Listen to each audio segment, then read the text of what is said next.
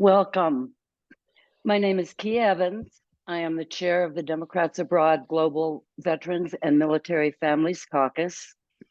Joining us today are Vice Chair Andrew Anderson, Michael Ramos, former Vice Chair of VMF, several members of the VMF Caucus Steering Committee, VMF member America Garcia Gruel, representing the DA Texas state team, VMF member Liz Blackburn, representing the DA Disability Caucus, and our very special guest, Sergeant Joseph Washam. Andrew, you and Joe have the floor. All right, thanks everybody. So good evening. I'm in Valencia, Spain. And so that's the reason why the lights are on the background. But we look forward to talking with Joe, who's down in Texas. Joe, we wanted to kind of start the dialogue in relative terms to kind of find a little bit more about you. So just to kind of fill out a picture of who you are, kind of tell us kind of your little bit of a background for you, your little bio, if you will, up until the point you joined the Army. Like, what did you do before the Army? And then we'll get into how you got into the Army, what you do in the Army, and then what happened while you were in the Army. So I'll turn it over to you, Joe. Yeah, I actually was born out in California. My mom was in the Air Force when she gave birth to me, and got out of the service. At that point, she had that option to get out when she had me, and so she got out. And then my dad at the time,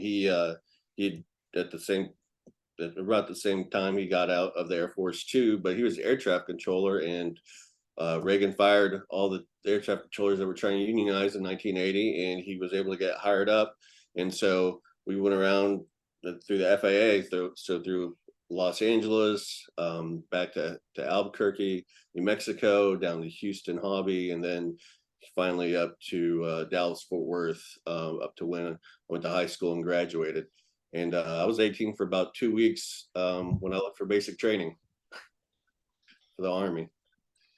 Oh, very good. So basically, the parents were Air Force folks. So what made you then turn into the Army? I mean, what was the culminating event that made you say, you know, I want to go Army versus Air Force versus Navy versus Marine? Well, I got accepted to a couple of colleges, but my dad said that he wouldn't pay for. He would help with some of it, but I would have to work. And I just knew myself that if I worked while going to college, I would not be a very good student and I would fail pretty hard. And so at that point, I realized, well, Uncle Sam will give me money. Oh, I can go to Hawaii for the Army, infantry, roll around in the mud, blow things up. Let's do it. So in 1998, that's why I enlisted, because at that point, there wasn't a whole lot going on besides peacekeeping missions in Bosnia and Kosovo and stuff. And so that's what I enlisted at that point. And shocked my family most being in the Air Force also. Yeah. You choose an Army, so. But so I enlisted as infantryman at that also too. So that was fun and interesting alone. Very good. So when you joined the Army and you got out of boot camp and you got your first assignment, where was your first assignment? I was actually stationed at Walter Reed. Not Walter Reed. At Schofield Barracks. Sorry, Schofield Barracks, Hawaii, 25th ID. Did that for a year. Then I actually got accepted to West Point Prep School. Went to Fort Monmouth, New Jersey. That didn't work out, but they kept me there actually to working in admin actually. And it was funny. I got to be a track coach, for example. It was kind of a funny bit. But so I spent a year in New Jersey at Fort Monmouth, which is no longer there. But then I went up to Fort Drum, New York, and so I started in my years in Fort Drum, New York. So my whole idea of climate in the Army was definitely challenged all the way around. But then I had fallen out of a helicopter during a night op mission in Hawaii a couple of years, a few years before, but I never thought anything of that really, besides just being, young and rowdy infantryman. But my back really started hurting during road marches and doing stuff when I was a drum, and got an MRI and found out that I had a slip disc. And so I actually was going to go to Walter Reed and had an appointment to see a neurologist on 9/11. And so I was actually in DC on 9/11 when that happened. And my dad, working for the FAA at the time, he actually at the time he was stationed out of DC, or working for the Department of Transportation, FAA in DC. And so I was actually at his house, but he was out of town. He called me and told me to turn the TV on. So I watched live as the towers got hit, and then obviously when seeing the Pentagon got hit and realizing I'm just a few miles from the Pentagon. So I knew I wasn't going to be going to my appointment at Walter Reed that day either. But my unit at a drum, though, was one of the first. So that was September 11th. I ended up having my back surgery in November 2001. And then that following January is when my unit was one of the first regular Army units to go to Afghanistan to support SF and everything that they were doing. And so it was kind of difficult because all of a sudden I was on the sideline while my team was playing the championship football game. And I think at that point it was the good fight, it was right after 9/11. Everyone's like, oh, those are the actual bad guys that did it and stuff. And so I ended up getting out of the service. And I had the choice between a medical discharge, going through that, or just get out. And I just chose to get out. And had an 8-month break of service, came back to Dallas Fort Worth, was going to school. And then pretty much President Bush and Colin Powell giving the Axis of Evil speech, and thinking again, being a young, at that time, still 21, 22, believing that trying to make people's life better. And I'd met some Iraqis actually, some Iraqi veterans from the first Persian Gulf War, who are now lived in the States, and just said about how much better their life was here. And so little things like that influenced me to decide to re-enlist in the Army Reserves. But that time I actually was smart about my high ASVAB score, and I actually joined a military intelligence unit. So the grass was a little greener in that unit. But spent a year in the reserves here, and then was able to deploy to Iraq because I volunteered, wanted to go after I re-enlisted as an infantryman, though. But I was assigned to Central Command doing the larger group. We were part of the Iraq Reserve Group, and the Iraq Reserve Group was the coalition forces with Brits, the Aussies, the CIA, the DIA, all different intelligence agencies, trying to figure out what Saddam and his guys actually had as far as weapons of mass destruction versus what did they have, what did they not have. And so by the time I got there, it was a year after, and figured out mostly what wasn't there. But at that point too was when Zalkari and Al Qaeda Iraq started getting real active in country in Iraq, and so our missions turned to that. So sorry, I kind of went long-winded on that, kind of jumping across with all that. But it was interesting, though. I must say, to back up, going from active duty, that break in service, then re-enlisting in the reserve, in the Army Reserve. My respect for Army Reserve and National Guard shot up tremendously at that point. Because on active duty, we kind of look down on them. You'd see them, showing up once a month to drill and stuff. But then being also in a fairly good unit like that too, a military intelligence unit with human intelligence collectors and counterintelligence, a lot of analysts and stuff, just having some really good conversations, all people from different walks of life and stuff. And then seeing too, kind of fast forward those first couple of years in Iraq, how those kinds of units weren't being used the best way because Big Army kept thinking people were good at just what their MOS is, not realizing, you've got some National Guard and reservists who also have some other real world job experiences in the civilian world that can translate when you're trying to rebuild a country and trying to help interact with people. So that being said, it was pretty wild whenever I got to Iraq, because I was not mobilized with my unit. I was mobilized as an individual. And so it felt very mission-led, mission-orientated. And so there wasn't a whole lot of riffraff. It was everyone was there to perform the mission. And so I don't know, I enjoyed that. I have to say, it wasn't too much, because even the downtime, it was, I don't know, it was more respected, I think, for everyone. People weren't doing dumb details or things like that. So, but then whenever I got injured in April of 2004, I'd only been in country for about 6 weeks or something like that. And so that was surreal too, as far as when the injury happened. And like I said before, mission that we were dealing with at the time was tied to Zalkari, and it was his number 3 that we were dealing with. And they were trying to create dirty biological and chemical weapons to harm not just coalition forces, but civilians and stuff too, because they were just there to create the chaos and add fuel to the Shiite Sunni struggles that were really starting, rifts that were really starting to happen then. And like any classic terrorist network, they find people that can help them. They find people who they have to coerce into helping them. And so what they did is they had 2 facilities, a large perfume or a large paint factory, and then a smaller perfume factory. And why were those factories? Because you had chemists who had different tools and canisters and things where, you know, they knew how to do basic elements of chemistry. And what the terrorist network did is they said, hey, here's the ingredients to make ricin, napalm, sarin. We're going to try this, you know, because the different size labs, we have different things you have.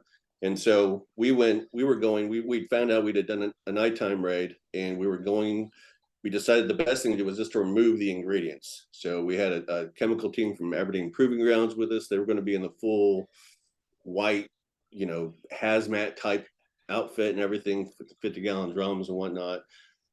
But like any other military operation, it was a bit of a cluster to get there. And we had vehicle breakdowns, different units trying to help each other out. And we ended up having, the mission was pushed back 24 hours.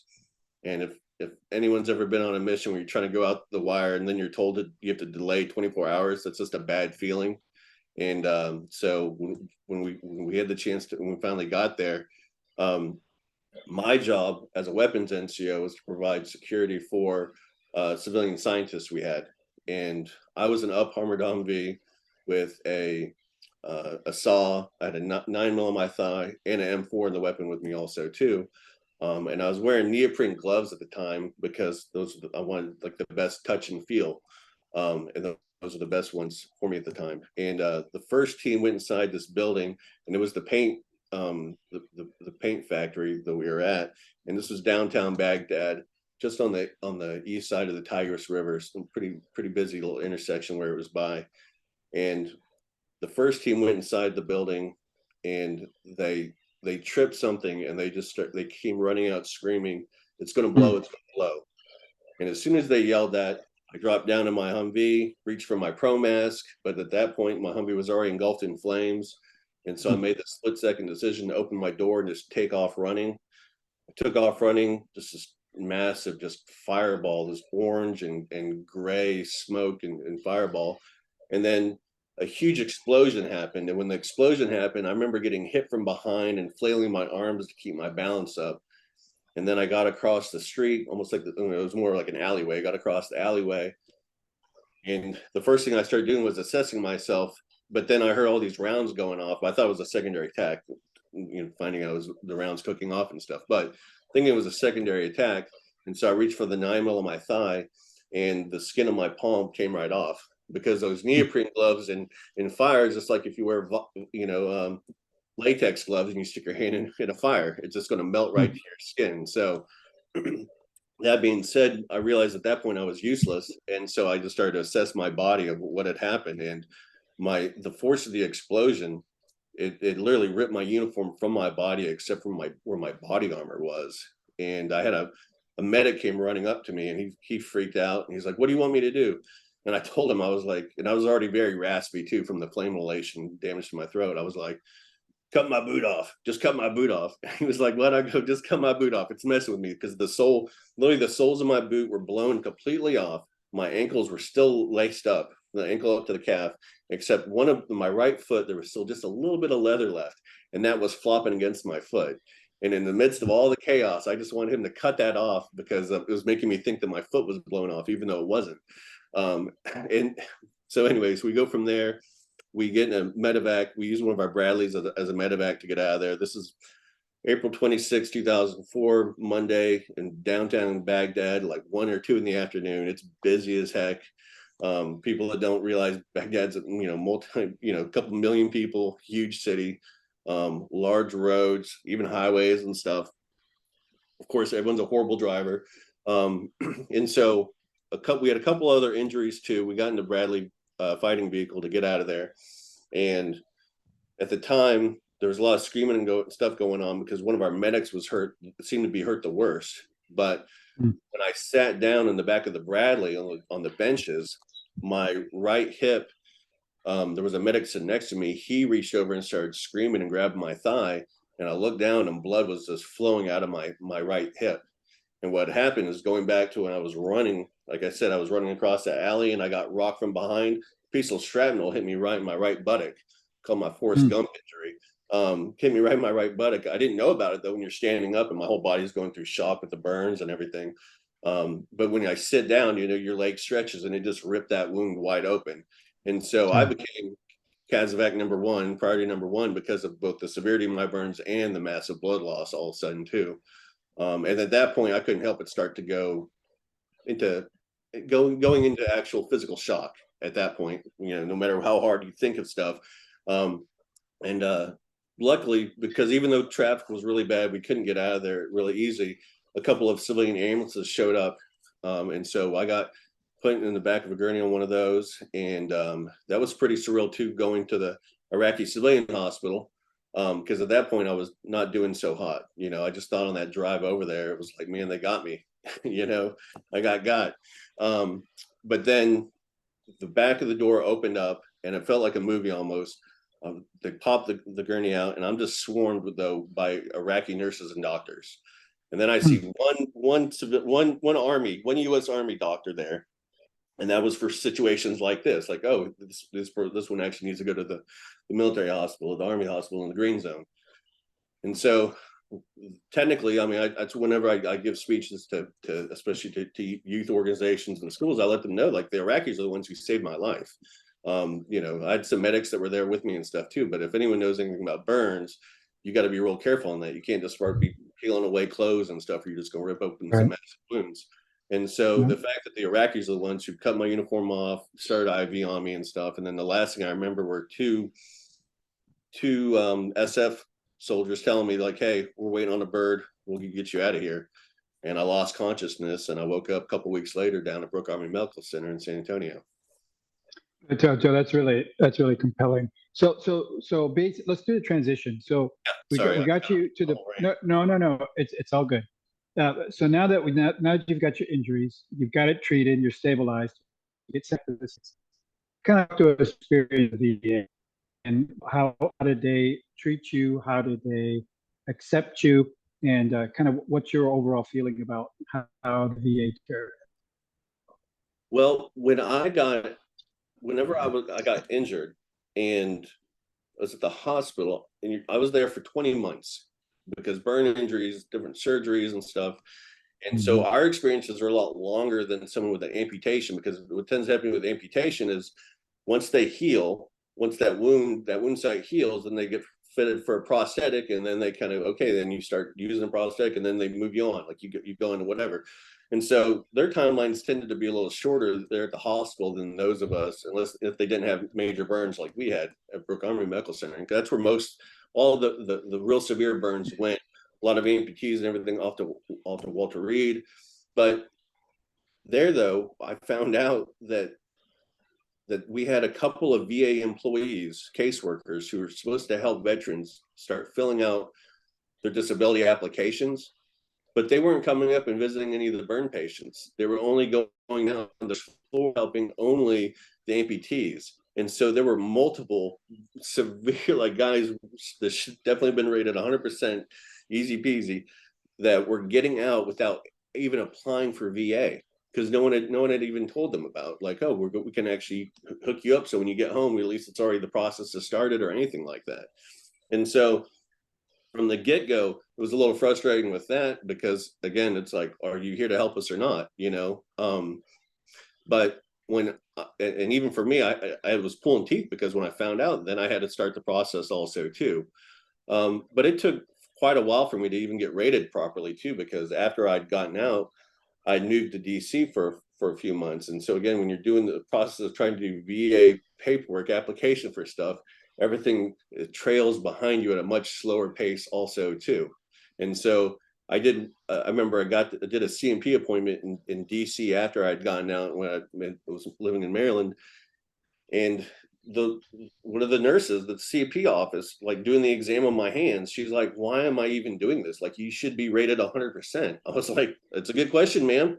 She was like, "You were burned 2 years ago." I was like, "That's a good question, ma'am." It's like, I'm just doing this process, and initially, then finally they rated me for my hand, my left and right hand, with different individual ratings for each. But fast forward to when I was a small service disabled veteran owned small business owner, and I actually had a contract with the Dallas VA. I talked to the chief of prosthetics, and he asked me to do a couple things, functionality things with my hands, and he was like, he goes, "Can we pull up what you're rated?" I go, "Yeah, that's fine." We pulled it up, and he's like, "You're not even rated correctly." I was like, "Well, I don't know." Again, it's news to me. And so he had me, I used the DAV at that point actually, and had them help me get my VA rating. And so in all, I mean, I looked at the paperwork recently. It took what, 6 years to even get rated from the time I got out to that final time, in between. And during that time, and when I became a veteran advocate, talking to other people, it blew my mind how many people would get a rating and wouldn't question it either. And I think a part of it is because, for a lot of us, especially enlisted, you're broken down in basic training not to question authority, to trust, the superiors above you and stuff. And even when you're dealing with civilians in the military also, as far as at whatever office you may, pay office or whatever you're dealing with. And I'm assuming then it's almost like that when you go to the VA too, people want to believe that, oh, this is the VA person, I'm just going to believe anything they say, not realizing that the VA is such a massive, huge bureaucracy. And just because one person says it doesn't mean it's necessarily true either, though. But so that being said, it took a while for me to get with the VA, as far as to get my rating right, and then even using other things too besides that, education benefits too, back and forth with that also, the the transition of using GI Bill or Montgomery GI Bill to the new GI Bill also. And I think the VA is better now than it was before. I mean, now it took forever, obviously, but now we can do so much more stuff online at least. But it still needs a lot of work, obviously, too, just for users to use. But. All right. So Joe, that's really good. And thank you for sharing about your experience with the VA. So you touched on something that I thought was really important that we could talk about next, and that is your advocacy for veterans. No, now that you've given us a nice real round picture about your past life, your military life, your VA transition. So talk to us about your passion for advocacy for veterans. Yeah, so I have to say that did start when I was at Brooke Army Medical Center doing that. Like I said, finding out about, burn patients not being treated the same as some of the amputees. And part of that then too, finding out like different nonprofits would show up or organizations would show up and help support the troops. And then they find out real quick, oh, no. Those are the gory injuries. We don't want to put that on TV. We want our pretty boys over here, And so it was this weird, and I say pretty boys as far as, your prototypical thought process of what a U.S. soldier looks like, but with an amputee, just with amputation, not their leg in a halo, missing ears, no hair on their scalp because they're so severely burned they don't have a nose or anything, the actual true trauma of what war is. And so that kind of got me going, both advocacy wise and political wise, understanding like, why do we have such an increase in patients, but we don't have an increase in support staff to take care of these patients at the hospital? And so that's part of what kind of got my gears going with that. And then I had the opportunity to move to DC and work with a nonprofit out there, and that was pretty wild and surreal working in DC, because you learn way more in person than you could in any classroom setting. And so it didn't matter if it was, it didn't at DC at that point in 06, and it's still this way regardless, though, how the VSOs have sweat on like stuff happens. It's much harder to break the noise as an individual veteran with veteran issue, that even if it makes sense, unless you get some VSOs to back you up, though. And I decided to go about it a different way. then going through the ranking members of the Veterans Affairs committees, what I would do is I would actually try to find bipartisan sponsors. So try to find a Republican sponsor and a Democrat sponsor to kind of give like, hey, everyone agree on this? This is something we need. And so, but it worked out pretty well. I mean, the three big bills that I had worked on at the time, later on, after I had left DC and moved back to Dallas-Fort Worth, became law through other bills though. And a lot of stuff like that, you just take a while, and sometimes it's frustrating because you don't get that immediate W, but as time goes on, you may actually get what you were working on slowly cracked in and to slowly start changing the dial on some stuff though too. And so that was pretty interesting in there. But one of the things I learned with that again too was being willing to call out legislators who talk a lot of talk but don't actually walk the walk. And so one of the things I did, the fact I worked with a nonprofit, is I would identify through the DoD, and they still have it, you're wounded in action, and they can even break it down as far as from what states, and you're killed in action from what states also. And so I would go into an office, and if it was a senator, it's way easier, but obviously let's just say it's even a congressman, and say, hey, do you know that, I don't know, however many 14,000 wounded troops are from your state, and my nonprofit has helped 400 of them, and 30 of them are in your district, so as long as you come in with facts like that, then they're more receptive, because they're like, oh, okay, he's actually telling me stuff that I need to know that I don't, that actually I don't necessarily understand also. And so it would usually help with dialogue like that. But then working with different nonprofits too, and that could be frustrating too, because certain people like to say negative things about other nonprofits and things like that. And at the end of the day, the fact is that our generation has way more support publicly wise, including through nonprofit, through corporate stuff, some of the stuff is garbage, some of the stuff is actually helpful. But then any veterans from before, but that being said, it's still difficult because then our veteran community has been put on a pedestal sometimes, when people have an unclear full understanding of what the military is really like though. So but I think that for any veteran that actually wants to still make a difference or still wants to give back, there's definitely ways to go about in doing that. But I also understand why a lot of veterans, when they take that uniform off that last time, they just kind of turn everything off. But unfortunately, what happens then is you have new benefits, new things that happen, and veterans don't know what they're actually, what they can be afforded and what they should be given and stuff.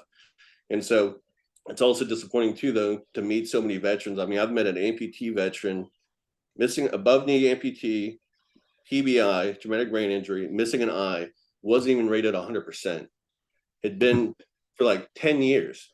And I got his wife and I was like, hold on, we got to figure this out. And it sucks because then they have to do all their CMP appointments again and all that stuff. But at the end of the day, it worked out great because they got awarded the right way. And just recently they actually, because I'm still Facebook friends with them, and just saw they got their the VA home loan or the VA home modification, for a wheelchair ramp for him and stuff. So it does take a while, but it's great to actually see that reward, being able to actually I helped these people so long ago in that slow process of getting all the things that they properly deserve, for the lifetime of difficulty they're going to have also too. So It's been a very rewarding thing. And I think anyone that's been in that veteran advocacy space like that has some really good stories like that too. All right, thanks, Joe. That's good. That's kind of, I just want to circle back to close the loop on one item. Yes. So in your time in the Army, and in your time in the Army, what were the opportunities for you to get involved in voting while overseas? Kind of walk us through that. Did you ever know about voting? Did anybody like a commanding officer come down and say, hey guys, don't forget there's an election next year or this year, get your absentee ballot in? Kind of share with us your experience with that. Yeah, I had none. I had zero experience with that. Even, I mean, even my 4 years active duty before, there was anytime any election would come up, no one ever talked about it whatsoever. So there was no messaging at all, or any of that? None whatsoever. No, not at all.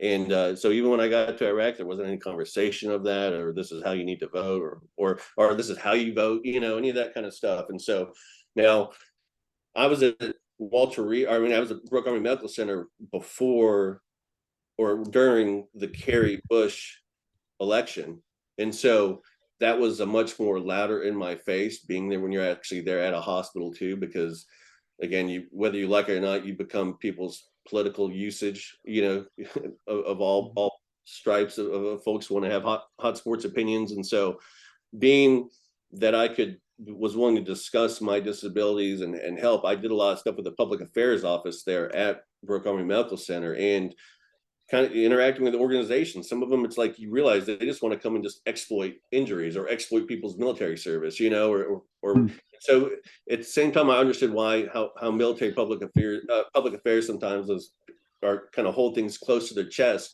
because you also don't want people to let them in and all of a sudden they're putting the military in a bad light that shouldn't necessarily be, I guess, you know, because it's very easy all of a sudden for someone just to go and take videos and pictures of a bunch of severely wounded troops and make a very clear anti-war type thing, you know, without having any true nuances of it either, or talking to the actual people themselves too.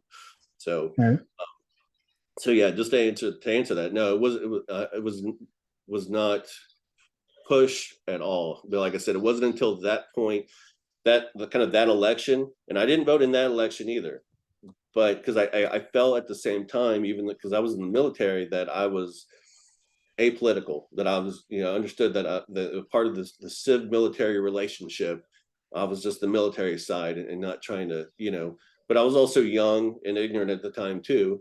And shortly after that, in my 20s, I really started to kind of become more self-aware, more politically aware of what was going on, and the fact of how decisions made somewhere, how my injury is a direct impact based off of political decisions also too.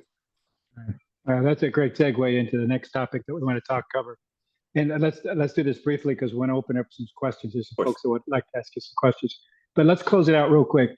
Now that we have a good awareness, right? Your Army career, your time at the VA, your advocacy for vets, which is very grateful for a lot of us, including myself as a vet, is also the fact that you're now becoming politically active in your area.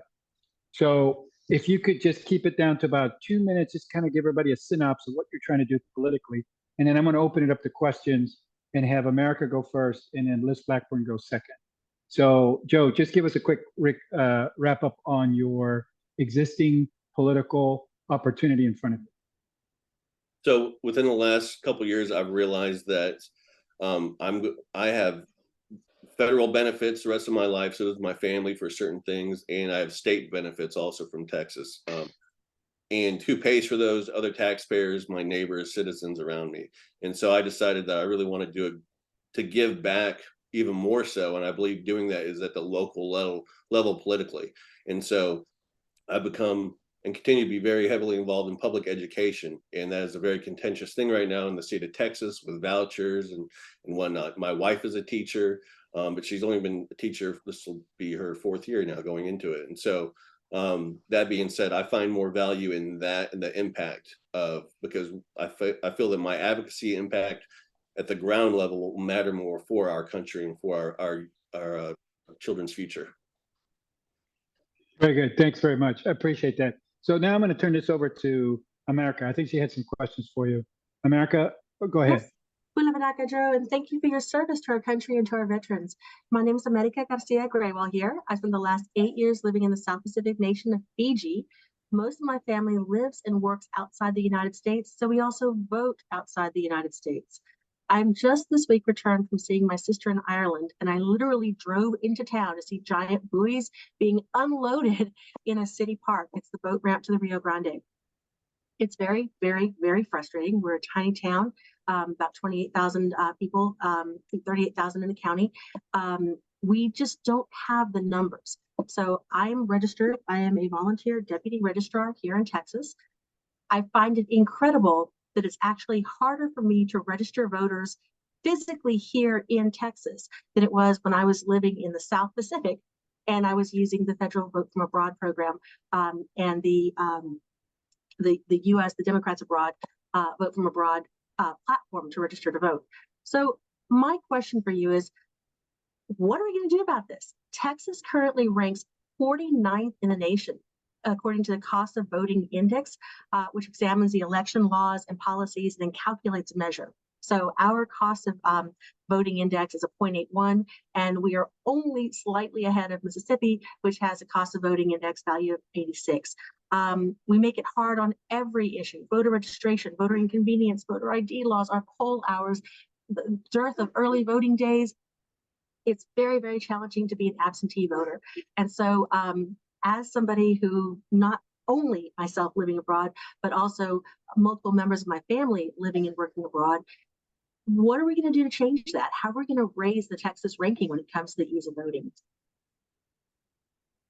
I think continue trying to make people aware of what's going on, and it's frustrating because we are in a state where people don't vote, and I don't think if people still voted just with their off the cuff hot sports political opinion, I don't know if the numbers would really change too much as far as the power structure in Texas, but we would have more people voting, though, more of a vested interest. And I know after 2022, after they made that last election mail-in ballot law change in the state of Texas, 12,000 mail-in applications got denied, and then another 24,000 actual mail ballots got denied. So even though people had received their ballot, they sent in, they still got denied. I was one of those people. I got denied, but luckily I called and just wondering if my ballot had gotten counted, and they said no, it didn't.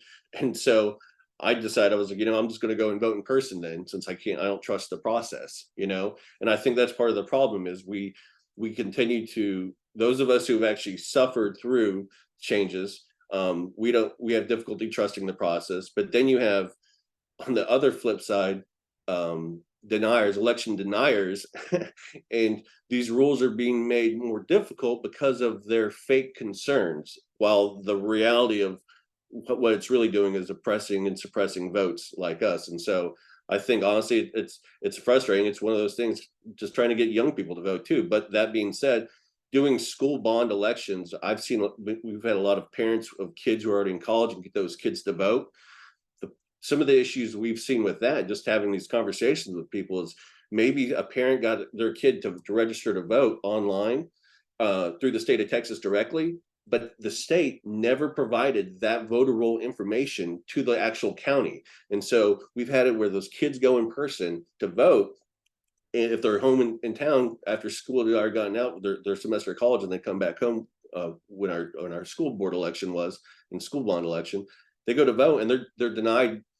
But the parent, luckily one of the parents I knew, she took a screenshot and said, look, he's in the state voter roll, why is it not there? And they had to sit there for 45 minutes back and forth between the county election office before they finally decided to give him a provisional ballot, because they did find out, yeah, he was registered with the state before the reason the state didn't give to them. And all I could think is, if that's just one person I personally know, from a PTA mom, how many more hundreds and thousands is that actually happening to? And then talking to voting register or poll workers in general, hearing from a few of them, it's like, yeah, we denied like a ton of people, for one reason or another and stuff, and they're limited. The poll workers are limited unless they get certain authority to actually check certain things with the offices. So again, it's frustrating. All we could do is keep beating the drum and being vocal about it. Well, I'm going to put a follow-up on that, because I can fight as much as I want, but the primary 2020 flights were grounded. We did not have a physical way to return my ballot from Fiji for the primary. Texas requires that your ballot be returned by mail, and unless I got in the water and started swimming with a waterproof bag and my ballot attached, there wasn't any way for my ballot to leave the country, and I don't have a way around it. The other thing is, for example, Houston, their ballot was 93 pages long. FedEx asked $75 to send it back. That becomes a poll tax. We are putting a financial burden on our voters just to participate, not even to make a difference, just to be be at the table and be counted. So I guess what I'm asking for you is to please sit down and come up with concrete ways to lower this cost of voting in Texas, because we're not dead last in the nation, but we can definitely see it from where we're standing. Right. Thank you. All right. Well, thank you very much. I appreciate those questions. So, Liz, I know you had a couple questions for Joe. Go ahead. I did, and happy Disabled Pride Month, everyone. As you may or may not know, disabled veterans count and in our Disabled Pride Month. So anything that you'd like us to share from our Disability Caucus or Disabled Veteran through VMF Caucus on social media, would be so happy to. But my question sort of dovetails off of what America was asking, and that's about accessibility at the polls. A government report found less than half of polling locations were accessible in 2016. Then there was a small uptick in disabled voting across the country in 2020 due to the pandemic and the allowances of absentee voting. But as you just said, many votes are not being counted, and there's an active absentee voter suppression movement. And people still must vote in person, like you yourself did, where there are multiple barriers. A large percentage of people in wheelchairs and with other physical impairments have reported inaccessible stairways and sidewalks, too narrow of doorways, no handicap parking, no way to get to the polls, and other accessibility challenges. And then 2020 added cleaning protocols, longer waits, fewer polling locations, and the risk of contracting the virus. Then on the flip side of that, we have a pro-veteran projects like Vet the Vote, where we're working on mobilizing veterans to become poll workers. The situation on the ground in Texas, as I understand it, is that Senate Bill 1 creates more barriers to voting for the disabled, and I imagine it must be also difficult to volunteer as a poll worker as a disabled veteran. So can you speak to the situation on the ground for disabled vets in terms of voting and volunteering, and what's happening physically and absentee-wise? Thanks. Yeah, I think that, and I stepped away from interacting with some of the veteran service organizations like the VFW and the Military Order of the Purple Heart. But to me, it was disappointing that after that voter law changed, and I remember seeing the first article was about a World War II vet still alive whose mail-in ballot got denied, and I'm like, we're talking again a lot, especially when you're talking about elderly veterans. At least if we're just talking about that stateside, at least, because sadly you have to use certain pockets of within the veteran population to actually get some of these lawmakers to care about, and that being said, I don't think that they didn't seem to care at all. And it was frustrating because it's like, for your fellow veterans and all of us aging, for myself with my hand disabilities and stuff, why are we not pushing for that support? And if it's this big emphasis in the last few years in the veteran community has been on caregiver support, also allowing those caregivers, because to me, that COVID, like the whole problem with the mail, not allowing people to use COVID as an excuse for the mail-in ballot by the state of Texas was complete garbage. Because again, if you've got a veteran who's susceptible to, with lung injuries or whatever, to a higher susceptibility to COVID, why wouldn't you also allow their caregiver to vote by mail also, instead of the risk of being exposed, of going to a poll location, and having no trust of how things are taken care of there with masks and whatnot. The risk then bringing that illness back and the disease back and getting the veteran sick. And so I think there was this lack of forethought on that, and it was frustrating to see the lack of action by that too. But it is unbelievably, it blows my mind how many don't even vote either, though, and that's and who've never voted actually. And I know that because just this last election that we dealt with in May, getting people who've never voted, people grown adults in their 30s and 40s with kids in school, and I'm like trying to explain to them, like, this vote matters for your child's future, and it was like pulling teeth, but we were able to get some people to finally register to vote and do their first time voting and stuff. And so some of it is, we have such a weird anti-civic push against educating people on how to vote, and should have pride with it. But you're right, because any of those mail-in ballots, all that fine print you have to read. There's nothing like that at all when you show up. Just to, you don't have to show you just have to show an ID card and that's it. Well, the mail-in ballot issue, the way they had that, and they didn't fix that either, where you have to put either your social or your driver's license because it's on how you applied. And if you put the wrong one when you apply for the mail-in ballot, that's a rejection. And again, depending on the staffing, all the local election offices, they all have different hours, they all have different staffing. And even when you have elections now, even after that 22 thing, election law, all it did was make things harder because like a school district where I'm at, we have 3 counties. One of the counties doesn't even have early voting on a Saturday. And the early voting weekday hours they have are from 8 to 5. Okay, people are working. How are they going to go do that? And so it blows my mind that there's still elections where you're still allowed inadequacies and less opportunities for a percentage of the population alone right there. But I think, again, we live in a state, in my opinion, the state of Texas, where people just, I don't understand why. It blows my mind. It's so frustrating, People complain about stuff. I'm like, why are you still voting for the people in charge then, and I say it because I live in a red area, and I've continued to have those discussions, and it's like slowly peeling the onion away on some of them to realize, like, oh, you're right. Like I keep voting against my interest on this stuff, But so on it's a nut crack. I know that even recently, Governor Abbott vetoed a bill that would have made it easier for people to vote actually, and he's vetoing bills left and right now because he's a knucklehead in my opinion. Yeah. So I'm sorry, Joe, because we got time limitations. Yeah. So no, and I appreciate that, and I think there were some really good questions that came out of this, and I thought again your narrative was excellent in relative terms to your experiences with the military, the VA experience. You're now getting involved with local politics, and you're very advocacy. Well, so because of time and the interest of time, we're going to have to call it, and I'm going to turn it back over to the chair. So, Key, back to you.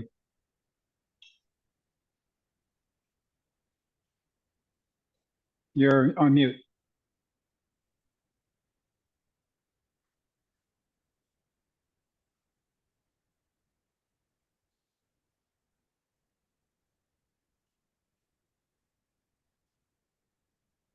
Excuse me, while Key's on mute, I did have a question. I'm from Dallas, and I've been to BAMC. They call it BAMC, and I've visited the severe burns patients there. But I do have a question, if it's okay. Go ahead. Go ahead. Okay. Go ahead. We're doing advocacy for our veterans abroad. We have a COVID vaccine resolution that we're trying to get traction on. Elizabeth knows about this, and I was just interested in your experience on. You said that you how do you do your advocacy with the representatives? Are you getting any traction? And my representative is Mark Veazey in Dallas, so I don't know who yours is, but how do you go about doing your advocacy and what works best for you to try to get some traction on these things that you want to get done? Yeah, it's frustrating because like I have Michael Burgess on the national side for a representative, but then even for the stuff I do now, primarily with public education wise, the school district I'm at, Northwest ISD, is such a large school district. We've got 9 legislators. I've got 2 state senators, and I've got 5 state representatives, and they're all Republican, but they're all they're all the main political stripe, but they're still all broad and all their own bits too, though. And it is frustrating because a couple of them are purely the, oh, you're a veteran, let's take a picture type, and had those with frame because no, I'm here for your follow-up. We're here to actually discuss some issues about some things. And the lack of, again, inaction on some of the stuff, because then it's like, oh, well, it costs money. That's not money we don't have set aside. We don't want to help with certain things. And so it is frustrating. I think that is this past legislative session locally for Texas, I did not get too much into the veterans related, but I will this next time after education is done, because there are a couple of things I'd like to see change, like with the Hazelwood Act. I think they should allow Purple Heart recipients to receive it. the fact that if you have a Purple Heart recipient rated 90% by the VA, his wife or dependents should each get their own Hazelwood also, just like 100% a service disabled veteran, but for Purple Heart at least. And because there's so, again, it goes back to earlier, we're talking about the different ratings and people not rated right too. But there are issues locally that some of it, it's a tough nut to crack. But then on the national level, it's even more frustrating because anytime I've dealt with Michael Burgess on anything, especially like even like the GI Bill from many years ago, you know, I mean, that was Senator Webb's GI Bill. But even then, when I met with Michael Burgess, he was like, "Oh, what about our Republican one?" I was like, "The Republican one lets the kids use that money. You go, the dependents use the GI Bill, but why are you going to give more benefit to the family member if you're not even going to give a benefit to the veteran themselves? You know, which was what the Webb GI Bill did. It actually created more opportunities for veterans to go to more universities because of the increased cost, or increasing the tuition payment. And so some of those have been frustrating because my guy tends to be some of my representatives, both state and local wise, they just carry water for the party. They don't have, you know, they just carry water for the party, and at the plus side of it, also, I don't have someone who's always trying to be on the TV all the time either, though. That's just about themselves too. But it can be difficult and frustrating on the advocacy page because a lot of times they push off on things like, "Oh, you have a veterans issue? Well, I'm not on the Veterans Affairs Committee. Sorry." It's like, well, yeah, but I'm your constituent. You know, you're fine. I'll go work with VC. You know, work with Mark VC or work with Colin Allred. You know, who's actually on the VA committee and actually trying to make a difference and stuff. So. So thank you, and Marie, for that question. And so thank you, Joe. Joe, I'm going to turn this over to the chair, but I really appreciate the conversation we had together. So thank you very much, Joe. Best of luck to you in your school board round. Back to you. Thank you, everybody.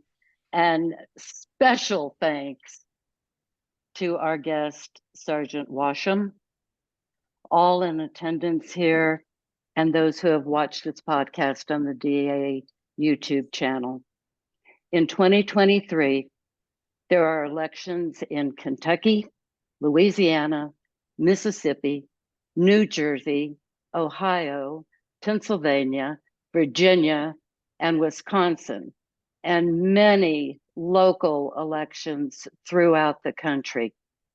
U.S. citizens overseas, please go to votefromabroad.org and request your absentee ballot today. Every vote counts, and often absentee ballots determine the outcome of elections.